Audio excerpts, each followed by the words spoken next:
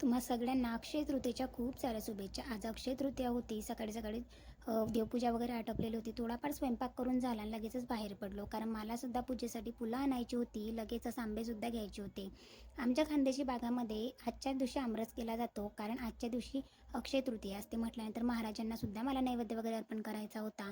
आणि आमच्याकडे ह्या सीझनचा पहिला आमरस बनणार होता. म्हटल्यानंतर गोड गोड असे आंबे घेतले. त्याच्यानंतर घरी आले. स्वयंपाक वगैरे झाला. महाराजांना आमरस, पुरी, त्याच्यानंतर लगेचच वरण भात वगैरे, आलूची भाजी, नैवेद्य वगैरे अर्पण केला. फुलं वगैरे अर्पण करून झालेली होती. काही सेवासुद्धा या दिवशी करायच्या होत्या. स्वयंपाक वगैरे झाला. आमरसला थोडं फ्रीजमध्ये थंड होण्यासाठी ठेवलं. लगेचच बाहेर आलो कारण सकाळी कूलर वगैरे बघून आलेलो होतो.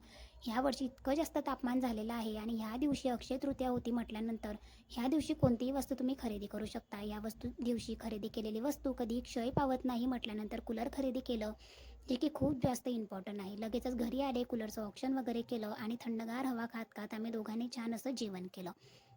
अशा पद्धतीने आम्ही आमचा आजचा दिवस सेलिब्रेट केला. असा होता आजचा दिवस.